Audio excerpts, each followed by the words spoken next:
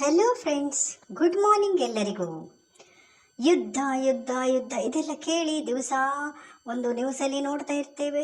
ಯುದ್ಧ ಆಗ್ತಿರ್ತದೆ, ಹೋಗ್ತಿರ್ತದೆ. ಹೇಗಾದರೂ ಆಗಲಿ, ಏನಾದರೂ ಆಗಲಿ, ಎಲ್ಲರಿಗಾದದ್ದು ನಮಗೆ ಆಗ್ತದೆ ಅಲ್ವಾ? ಹಾಗೆ ನಮ್ಮ ಬದುಕಿನ ಒಂದು ಮುಖ್ಯವಾದ ಭಾಗವನ್ನು ನಾನು ಹೇಳ್ತೇನೆ, ಕೇಳಿ. ಎಲ್ಲರೂ ಗಮನ ಇಟ್ಟು ಕೇಳಿ.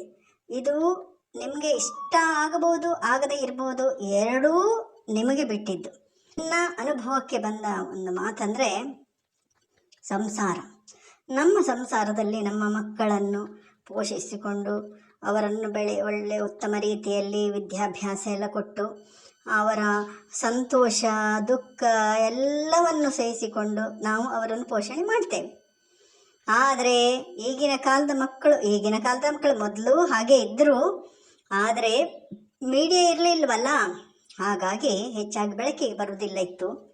ನೋಡಿ, ಸಂಸಾರದಲ್ಲಿ ಎಲ್ಲವೂ ಚೆನ್ನಾಗಿರ್ತದೆ. ಮದುವೆ, ಮಕ್ಕಳು, ಮೊಮ್ಮಕ್ಕಳು ಎಲ್ಲವೂ ಚೆನ್ನಾಗಿರ್ತವೆ. ಕೆಲವರಿಗೆ ಆದರಷ್ಟೇ ಇರುವುದಿಲ್ಲ. ಯಾಕೆಂದರೆ ಇಂದಿನ ಕಾಲದ ಮಕ್ಕಳಿಗೆ ಅಪ್ಪ ಅಮ್ಮನನ್ನು ಕಂಡ್ರೆ ಅಸಡ್ಡೆ. ಅವರಿಗೇನು ಬರ್ತದೆ, ಅವರಿಗೇನು ಗೊತ್ತುಂಟು? ತುಂಬ ಕಡೆ ನಾನು ನೋಡಿದ್ದೇನೆ. ನಾವು ಕೂಡ ಅಲ್ಪ ಸ್ವಲ್ಪ ಅನುಭವಿಸಿದ್ದೇವೆ. ಆದರೆ ತುಂಬ ಕಡೆ ನಾನು ನೋಡಿದ್ದೇನೆ. ಈ ಸ್ವಲ್ಪ ಓದಿದ ಮಕ್ಕಳು ಏನಾದರೂ ತಾಯಿಯಂದರು ತಂದೆಯಂದರು ಹೇಳಲಿಕ್ಕೆ ಬಂದರೆ, ನಿಮಗೇನು ಗೊತ್ತುಂಟು, ಸುಮ್ಮನೆ ಕೂತ್ಕೊಳ್ಳಿ, ನಮಗೆ ಗೊತ್ತುಂಟೆಲ್ಲ, ನಮ್ಮಷ್ಟು ಎಲ್ಲ ಕಂಡಿದ್ದೀರಾ ನೀವು ಅಂತ ಬಾಯಿ ಮುಚ್ಚಿಸಿ ಕೂರಿಸ್ತಾರೆ. ಆಗ ಆ ಒಂದು ಎತ್ತರದಕ್ಕೆ ಹೇಗೆ ಆಗಬೇಕು ಹೇಳಿ? ಎಷ್ಟು ಮುದುಡಿ ಹೋಗ್ತದೆ ಗೊತ್ತುಂಟಾ? ನಾನು ತುಂಬ ಮಂದಿಯನ್ನು ನೋಡಿದ್ದೇನೆ. ತುಂಬ ಜನರು ಸಹಿಸಿಕೊಳ್ತಾರೆ. ಯಾಕೆಂದರೆ ಅಲ್ಲಿ ಮಾತಿಗೆ ಮಾತು ಬೆಳೆಸಿದರೆ ಜಗಳ ಆಗ್ತದೆ. ಜಗಳಾಗಿ ಆ ಮಕ್ಕಳ ಮನಸ್ಸು ಎಲ್ಲಿ ನೋಯ್ತದೋ, ಆ ಮಕ್ಕಳು ಎಲ್ಲಿ ಬೇಸರ ಪಟ್ಟುಕೊಳ್ತಾರೆ. ತುಂಬ ಜನ ನುಂಗಿಕೊಳ್ತಾರೆ. ಈಗಿನ ಕಾಲದ ಮಕ್ಕಳು, ಹಿಂದಿನ ಕಾಲದಲ್ಲೂ ಇದ್ದರು ಅಂಥ ಮಕ್ಕಳು. ತಂದೆ ತಾಯಿಯರು ಮಾತಂದರೆ ಅವರಿಗೆ ನಿಕೃಷ್ಟ. ಹಾಗೆ ಮಾಡಬೇಡಿ, ಯಾರೂ ಹಾಗೆ ಮಾಡಬೇಡಿ. ಯಾಕೆಂದರೆ ವಯಸ್ಸಾದ ಕಾಲಕ್ಕೆ ಶಕ್ತಿ ಇರುವುದಿಲ್ಲ, ಶಕ್ತಿ ಕುಂದಿರುತ್ತದೆ ನಮ್ಮದು. ಆಗ ನೀವು ಹೀಗೆ ನಮಗೆ ಎದುರು ಮಾತಾಡಿದಾಗ ಅದನ್ನು ಸಹಿಸಿಕೊಳ್ಳೋ ಶಕ್ತಿ ಇರುವುದಿಲ್ಲ. ಎಷ್ಟು ಮುದ್ದಾಡಿಸಿ ಆಟ ಆಡಿಸಿ ನಿಮ್ಮನ್ನು ಬೆಳೆಸಿರ್ತೇವೆ ನಾವು, ಎಷ್ಟು ಕಷ್ಟಪಟ್ಟಿರ್ತೇವೆ. ಆದರೆ ಆ ಕಷ್ಟ ಹೇಳಿಕೊಳ್ಳೋದಿಲ್ಲ. ಮುಂಚಿನ ಕಾಲದಲ್ಲಿ ಹೇಳಿಕೊಳ್ತಿದ್ರು, ನಾನು ಕಷ್ಟಪಟ್ಟು ಬೆಳೆಸಿದೆ. ಈಗ ಯಾರೂ ಹಾಗೆ ಹೇಳಿಕೊಳ್ಳೋದಿಲ್ಲ. ನಮ್ಮ ಕರ್ತವ್ಯ, ನಮ್ಮ ಮಕ್ಕಳನ್ನು ಬೆಳೆಸುವುದು ನಮ್ಮ ಕರ್ತವ್ಯ. ಅದನ್ನು ಎಲ್ಲಿಯೂ ಹೇಳಿಕೊಳ್ಳಬಾರದು. ಮಕ್ಕಳಿಗೆ ಗೊತ್ತಾಗ್ತದೆ. ಕೆಲವು ಮಕ್ಕಳು, ಬಡವರ ಮನೆ ಮಕ್ಕಳು, ನಮ್ಮ ಅಪ್ಪ ಅಮ್ಮ ಎಷ್ಟು ಕಷ್ಟಪಟ್ಟಿದ್ದಾರೆ ನಮಗೋಸ್ಕರ ಅಂತ. ಒಂದು ಮಧ್ಯಮ ವರ್ಗದ ಅವರಿಗಷ್ಟು ಕಷ್ಟ ಗೊತ್ತಾಗೋದಿಲ್ಲ. ಶ್ರೀಮಂತರ ಮನೆಯವರಿಗೆ ಅದು ಏನೂ ಗೊತ್ತಾಗುವುದಿಲ್ಲ. ನಮ್ಮ ಅಪ್ಪ ಅಮ್ಮ ಏನು ಕಷ್ಟಪಟ್ಟಿದ್ದಾರೆ, ಅವರಿಗೆ ಕಷ್ಟವೇ ಇರೋದಿಲ್ಲ ಅಲ್ಲ. ಆದರೆ ಈ ಮಧ್ಯಮ ವರ್ಗದವರು, ಬಡತನದಲ್ಲಿದ್ದವರಿಗೆ ಕೆಲವರಿಗೆ ಒಳ್ಳೆಯ ಮಕ್ಕಳು ಹುಟ್ಟುತ್ತಾರೆ. ಅವರು ಒಳ್ಳೆಯ ವಿದ್ಯಾಭ್ಯಾಸವನ್ನು ಪಡೆದುಕೊಂಡು, ಒಳ್ಳೆಯ ಕೆಲಸ ಹಿಡಿದುಕೊಂಡು, ಒಳ್ಳೆಯ ಒಂದು ಸಂಸ್ಕಾರವನ್ನು ಪಡೆದಿರ್ತಾರೆ. ಅವರು ತಂದೆ ತಾಯಿಯನ್ನು ಗೌರವಿಸ್ತಾರೆ. ಎಲ್ಲಿ ಅದು 100ಕ್ಕೆ 5% ಅಷ್ಟೇ ಭೂಮಿಯ ಮೇಲೆ ಇರುವುದು. ಇನ್ನು ಉಳಿದವರೆಲ್ಲರೂ ಕೂಡ ರಾಡ್ ಆಗಿ ಮಾತಾಡೋದು, ರಫ್ ಆಗಿ ಮಾತಾಡೋದು. ಅವರ ಮನಸ್ಸಿಗೆ ನೋವು ಮಾಡ್ತೀರಲ್ಲ ನೀವು, ಅದನ್ನು ಮಾಡಬಹುದಾ? ಎಷ್ಟೋ ಕಡೆ ನಾನು ನೋಡಿದ್ದೇನೆ. ನೀವು ಹೇಳುವ ಅಗತ್ಯ ಇಲ್ಲ, ನಮಗೆ ಗೊತ್ತುಂಟು. ಯಾಕೆಂದರೆ ಅವರು ಬೆಳೆದಿರ್ತಾರಲ್ಲ, ಅವರು ದುಡಿಮೆ ಮಾಡ್ತಿರ್ತಾರಲ್ವಾ. ಆಗ ಅವರಿಗೆ ಅಪ್ಪ ಅಮ್ಮನ ಮನಸ್ಸು ಗೊತ್ತಾಗುವುದಿಲ್ಲ, ಏನು ಅರಿವಿರುವುದಿಲ್ಲ, ಮನಸ್ಸಿನ ಅರಿವಿರುವುದಿಲ್ಲ. ನಮ್ಮದೇ ಸರಿ ಅಂತ ಭಾವಿಸ್ತಾರೆ. ಕೆಲವೊಮ್ಮೆ ಹಳ್ಳಕ್ಕೆ ಬಿದ್ದಿರ್ತಾರೆ ಅವರು. ಹಳ್ಳಕ್ಕೆ ಬಿದ್ದ ಮೇಲೆ ಆಗ ಅಪ್ಪ ಅಮ್ಮ ಇರುವುದಿಲ್ಲ ಅಲ್ಲ. ಎಷ್ಟೋ ಒಂದು ರಿಯಾಲಿಟಿ ಶೋದಲ್ಲಿ ಅಪ್ಪ ಐ ಲವ್ ಯು ಅಂತ ಹಾಡು ಹೇಳ್ತಾರಲ್ಲ, ಇವರೆಲ್ಲ ಪದ್ಯ ಹೇಳ್ತಾರಲ್ಲ. ಅಪ್ಪ ಇದ್ದಾಗ ಅವರ ಬೆಲೆ ಗೊತ್ತಾಗುತ್ತದಾ? ಇಲ್ಲ. ಅಪ್ಪ ಹೋದ ಮೇಲೆ ಅಯ್ಯೋ ಕೂಗೋದು. ಅಮ್ಮನನ್ನು ಕೆಲವು ಕವಿಗಳು ಹಾಡಿ ಹೊಗಳುವುದು ನೋಡಬೇಕು. ಆ ಕವಿಗಳು ಒಂದು ದಿವಸ ಅಮ್ಮನನ್ನು ನೋಡಿದಾರ? ಅಮ್ಮನ ಕಷ್ಟವನ್ನು ಅರಿತಿದ್ದಾರ? ಇಲ್ಲ. ದೊಡ್ಡ ದೊಡ್ಡ ಡಾಕ್ಟರ್ಸ್ ಎಲ್ಲರೂ ಹೋಗಿ ಅಲ್ಲಿ ಕೂತ್ಕೊಳ್ತಾರಲ್ಲ. ಅಲ್ಲಿ ಕೂತ್ಕೊಂಡಾಗ ಅವರಿಗೆ ಏನಾದರೂ ಒಂದು ಅರಿವಿರ್ತದ? ಇಲ್ಲ, ಅರಿವಿರುವುದಿಲ್ಲ ಅವರಿಗೆ. ಒಂದು ಕಷ್ಟ ನಷ್ಟದ್ದೇನು ಅರಿವಿರ್ತದೆ. ನನ್ನ ತಾಯಿ ಏನು ಮಾಡ್ತಾ ಇದ್ದಾರೆ, ನನ್ನ ತಂದೆ ಏನು ಮಾಡ್ತಾ ಇದ್ದಾರೆ, ಅವರನ್ನು ಬಿಟ್ಟು ಬಂದಿದ್ದೇನಲ್ಲ ನಾನು, ಹೊರದೇಶಕ್ಕೆ ಅಲ್ಲಿ ಎಲ್ಲ ವ್ಯವಸ್ಥೆ ಮಾಡಿಕೊಟ್ಟು ಬಂದಿದ್ರೆ ಅದು ಒಂದು ಮಾತು ಹೌದು. ಅದಿಲ್ಲ. ಏನೂ ಇಲ್ಲ. ತಾಯಿ ಒಂದು ಮೂಲೆಯಲ್ಲಿ ಇರ್ತಾಳೆ, ಒಂದು ಮನೆ ಇದೆ, ಅಲ್ಲಿ ಒಂದು ಅಮ್ಮ ಇರ್ತಾಳೆ, ಅಲ್ಲಿ ಅಪ್ಪ ಇರ್ತಾರೆ ಅಂತ ನೋಡಿ. ಇವರು ರಕ್ತ ಸಂಬಂಧ ಇರುವಂಥ ಮಕ್ಕಳು, ನಮ್ಮ ರಕ್ತವನ್ನು ಹಂಚಿಕೊಂಡ ಮಕ್ಕಳು. ಅವರು ನಮ್ಮ ಮಾತು ಕೇಳುವುದಿಲ್ಲ, ನಮಗೇ ಉಲ್ಟ ಬೈತಾರೆ. ನಿಮಗೇನು ಗೊತ್ತು, ನೀವು ಸುಮ್ಮನೆ ಇರಿ, ನೀವು ಹೇಳಿದ ಮಾತು ನಾವು ಕೇಳುವುದಿಲ್ಲ, ನಮಗೆ ಭಾಷಣ ಬಿಗಿಬೇಡಿ, ನೀವು ನಿಮ್ಮ ಭಾಷಣ ಸಾಕಾಗಿದೆ. ಏನಾದರೂ ಒಳ್ಳೆ ಮಾತು ಹೇಳಲಿಕ್ಕಿಲ್ಲ, ಭಾಷಣ ಅಂತಾರೆ, ನಮಗೆ ಲೆಕ್ಚರರ್ ಅಂತಾರೆ, ಲೆಕ್ಚರ್ ಮಾಡಬೇಡಿ, ನಮಗೆ ಲೆಕ್ಚರ್ ಕೊಡಬೇಡಿ ಅಂತ ಹೇಳ್ತಾರೆ.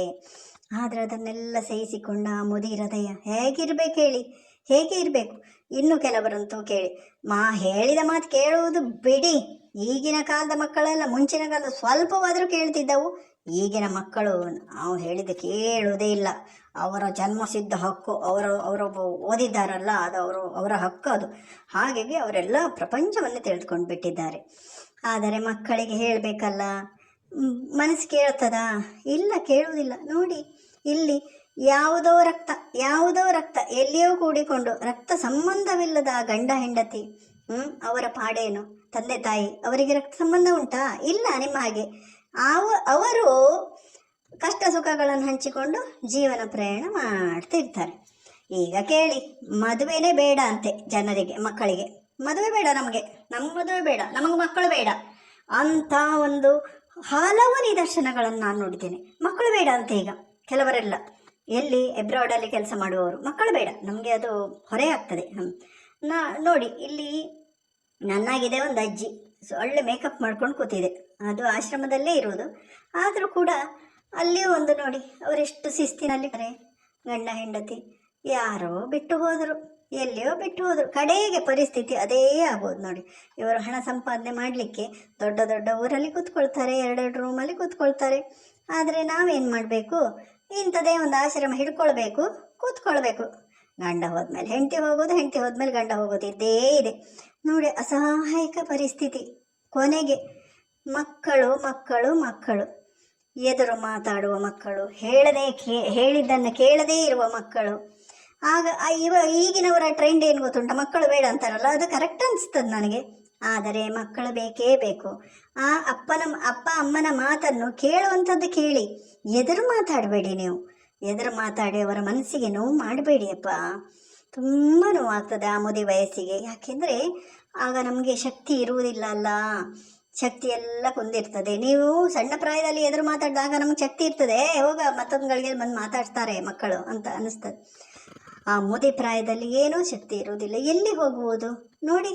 ಆ ಸರಿ ಊರುಗೋಲೆ, ಯಾರಿಗೆ ಯಾರಿಲ್ಲ, ಎರವಿನ ಸಂಸಾರ, ನೀರ ಮೇಲಿನ ಗುಳ್ಳೆ ನಿಜವಲ್ಲವೇ ಹರಿಯೇ ಅಂತ.